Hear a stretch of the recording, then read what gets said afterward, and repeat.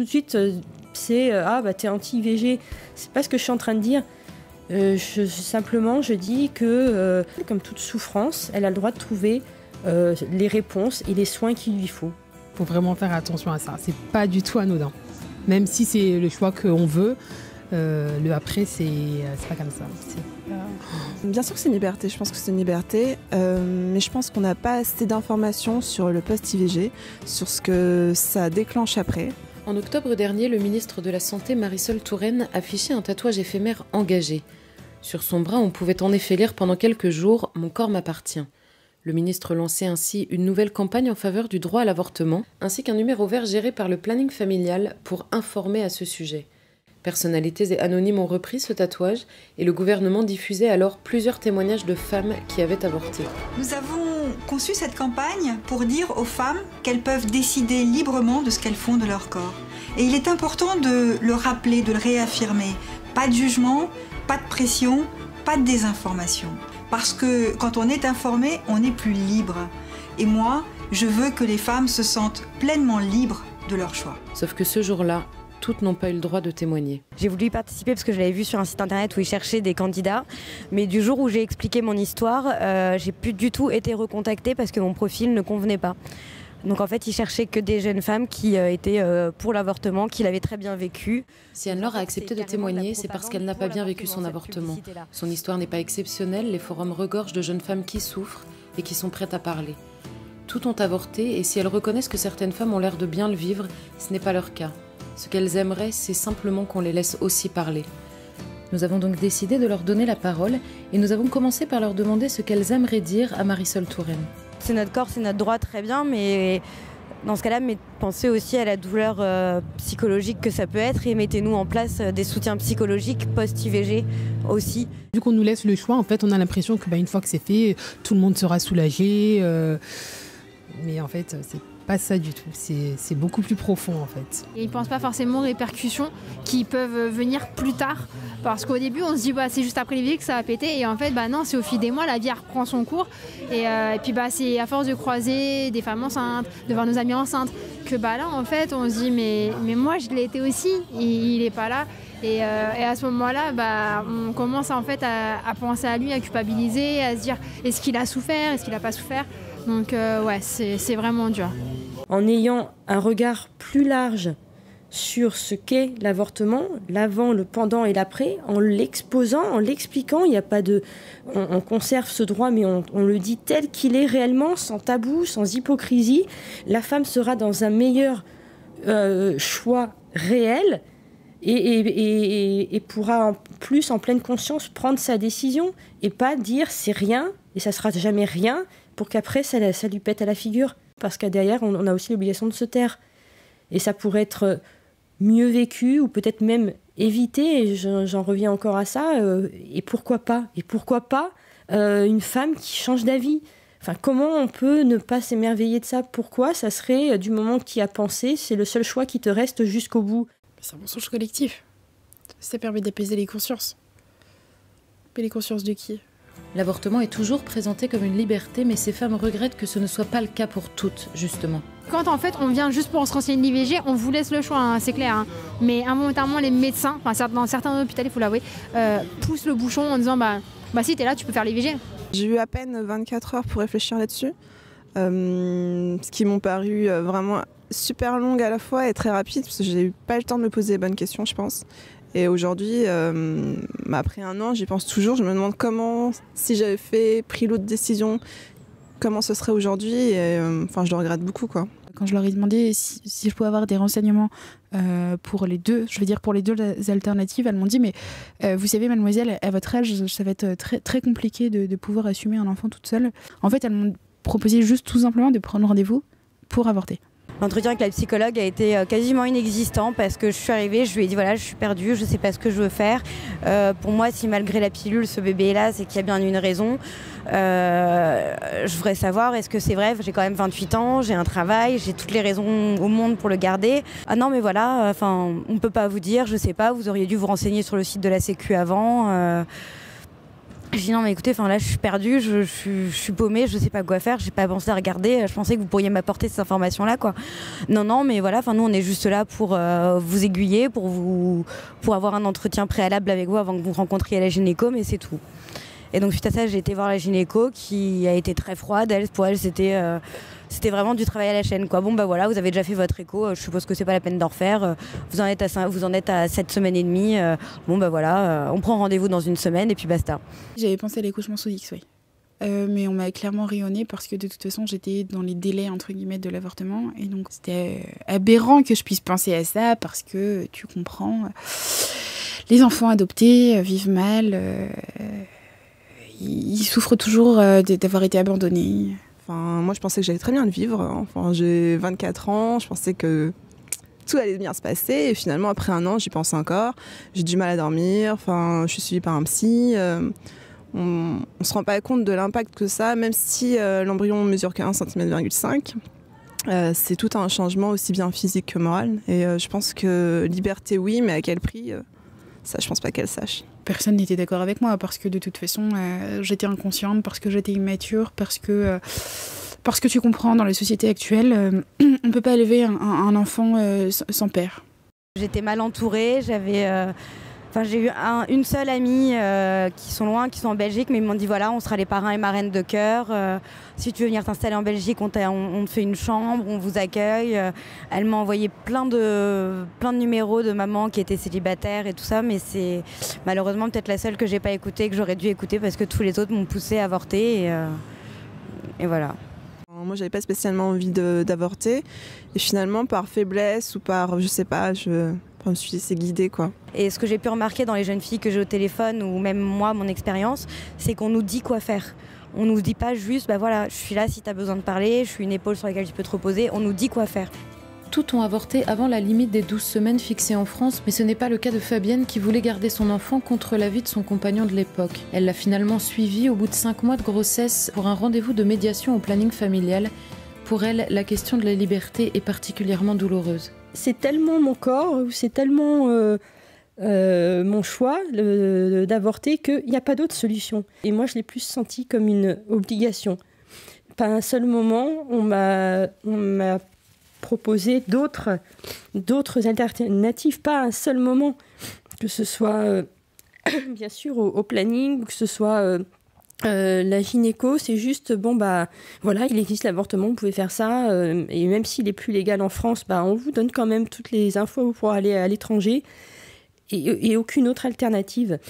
Et c'est vraiment je sentais ça comme un poids sur mais si vous hésitez ou si c'est pour en faire un enfant malheureux ou si le père ne veut pas, la décision s'impose. Toutes ont un souvenir extrêmement douloureux, aussi bien physiquement que moralement, du jour de leur avortement. Mais c'est surtout l'après qu'elles dénoncent comme un mal profond. Un immense vide en fait. Tout était dérisoire à côté de la peine que j'avais en fait. J'ai vraiment eu envie de mourir. La première, j'ai fait une tentative de suicide 2-3 mois après. Parce qu'en fait, je me sentais hyper seule. En fait, dès que le petit est tombé, en fait, je sentais une sorte de vide. Parce qu'au début, on sent qu'il y a quelque chose qui est en nous, on sent qu'il y a quelque chose qui grandit, on sent quelque chose. Et après, en fait, on a un sentiment de vide immense. Mais immense, mais comme si on a beau être entouré, mais il n'y a rien qui peut combler ce vide, en fait. Rien du tout. Un vide. C'est un vide. En fait, j'ai l'impression, des fois, qu'il me manque un organe. C'est bizarre. Tant en fait qu'on n'était pas arrivé à la date de l'accouchement, je m'imaginais, je refusais de croire qu'elle était partie. Et à ce jour-là, je me suis mise à pleurer toutes les larmes de mon corps et à hurler, et je crois que j'aurais donné 20 ans ou je ne sais combien de ma vie pour une seconde d'avoir le bonheur de la tenir dans mes bras. C'est tout ce qui m'est venu ce jour-là, c'était une envie répressible de tenir le bébé mon enfant dans mes bras. Et c'est là où j'ai compris qu'elle ne viendrait jamais, que je la porterai jamais. J'ai mis jusqu'à la date de l'accouchement présumé pour m'en sortir parce que c'était infernal. Dès que je voyais une femme enceinte, je pleurais, je ne pouvais pas prendre un bébé alors que toutes mes amies sont mamans, c'était infernal. Une grande solitude, un grand vide, quelque chose qu'on n'arrive pas à combler tous les jours, auquel on y pense H24. Il n'y a rien, même les études, le sport, la cuisine, tout ce que vous voulez, il n'y a rien qui remplacera ce vide. Et même si on est entouré, on a toujours cette solitude seule. Le soir, on est seul avec soi. On voit son corps qui a perdu quelque chose. On voit son mental qui a perdu aussi quelque chose. On est vidé de toute énergie et en fait, malgré les mois qui passent, on se rend compte que jamais, mais jamais ça reviendra comme avant. Mal vécu, ça veut tout et rien dire. Non, j'ai juste eu une peine infinie et je me reconnaissais plus en fait. J'ai l'impression qu'en les ayant tués, c'est le sentiment que j'ai, mon corps est mort avec eux et qu'aujourd'hui voilà, je vis pas, je fais un peu de la survie quoi. Je souris pour sourire aux gens mais au final ma joie de vivre que j'avais il y a quelques mois elle est plus là. Je pensais que tout allait, du coup vu que c'était mon propre choix, ma décision, je me suis dit que par la suite ça allait bien se passer aussi, mais en fait pas du tout. Pas du tout parce qu'après je me dis et si j'avais fait autrement, si j'avais plus parlé, si j'en avais parlé au principal concerné, parce qu'en fait je lui en ai pas parlé. Le après c'était pire que prendre la décision en fait, je pense. C'est faire le deuil de quelqu'un en fait. Ce qui est d'autant plus difficile, c'est de faire le deuil de quelqu'un qu'on n'a jamais connu. En témoignant, ces femmes ont voulu briser un tabou, celui de la souffrance post-avortement dont il est impossible de parler selon elles. C'en est tellement banalisé, que on n'a pas besoin d'en parler puisque c'est rien. C'est ça à quoi ça me fait penser, c'est que c'est tellement peu et pourtant on va aller parler. Tiens, je me suis fait arracher une dent, j'ai mal, regarde, c'est tout enflé. Bon, mais là non, on ne doit pas en parler. Il y a plusieurs vécus différents, plusieurs vécus possibles et je vois pas pourquoi on ne parle que de celles qui l'ont bien vécu. J'ai voulu en parler, on m'a dit que c'était pas la peine. J'ai essayé de garder la tête haute et de sourire pendant 2 mois, mais au bout de 2 mois, je me suis littéralement effondrée. J'ai sombré complètement et là, non, j'ai eu plus personne. Il y a plusieurs mois, Najat Vallaud-Belkacem, alors ministre du droit des femmes, accusait le site ivg.net de vouloir dissuader les femmes d'avorter. Quand on interroge la fondatrice de ce site, elle affirme simplement vouloir les informer et prendre le temps d'écouter et d'accompagner les femmes qui ont déjà avorté, justement. À la base, c'était donc effectivement une écoute pour ces femmes. Elles appellent pour avoir des informations, quelquefois des conseils, mais surtout des informations. Où puis-je avorter ? Comment se passe une IVG ? Quelle est la procédure ? Est-ce que vous pouvez m'expliquer si vous avez des témoignages des femmes qui ont subi cela ? Voilà, ça commence généralement comme cela. Et puis souvent sur la façon dont se déroule l'IVG. Parce que le fait, c'est que les médecins n'expliquent pas.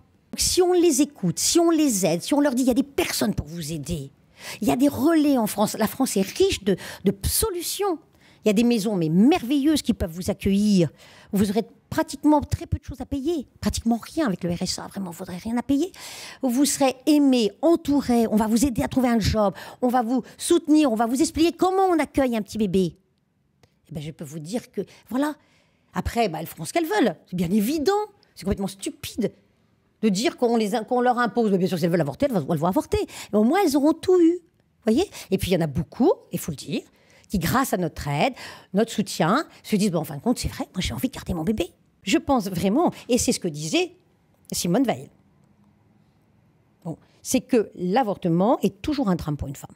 Le fait, si vous voulez, de faire quand même cette échographie, d'avaler cette mifégine, d'attendre 48 heures en se disant comment je vais me sentir, etc., etc. Après, finir avec le cytotec, avoir des contractions, l'expulsion dans les toilettes, tirer la chasse d'eau, toutes ces choses-là, je peux vous dire que ça vous marque.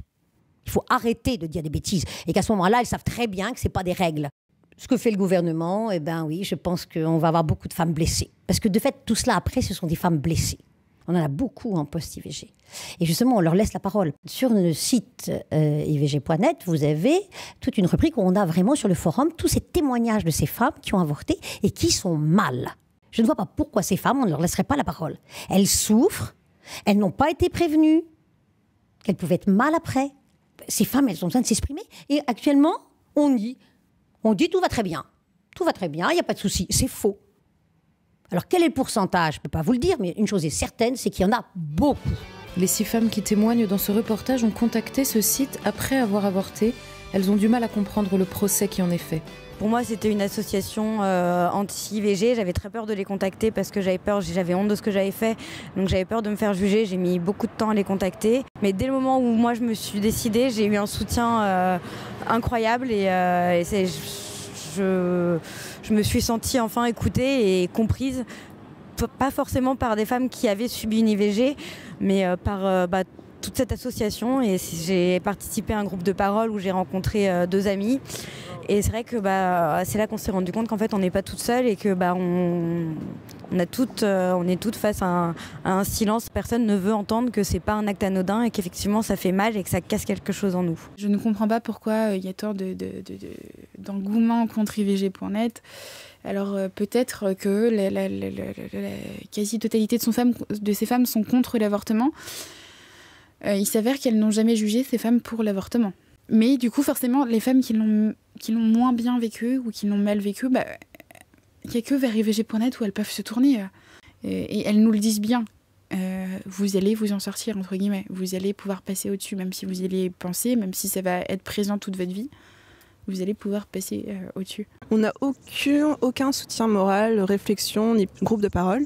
Du coup, je me suis dirigée sur Facebook en pensant trouver quelque chose, puisque c'est là où on trouve le plus de choses. Et j'ai trouvé IVG.net.